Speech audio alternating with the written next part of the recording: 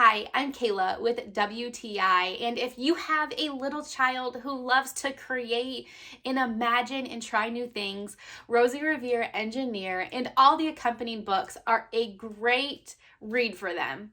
I love Rosie the Revere Engineer because it talks about little Rosie and follows her around as she is curious and wants to try new inventions.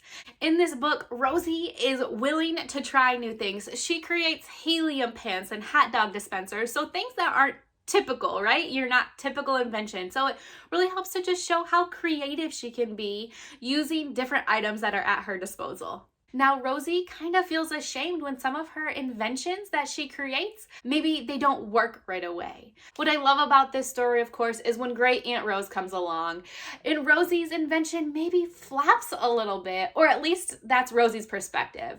But Great Aunt Rose shows her that it was an awesome first try, and the only way to get better is to keep on trying.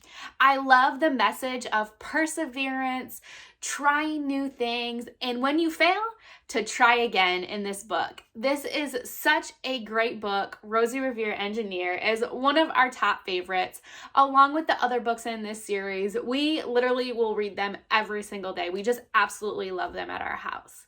But that's just our point of view.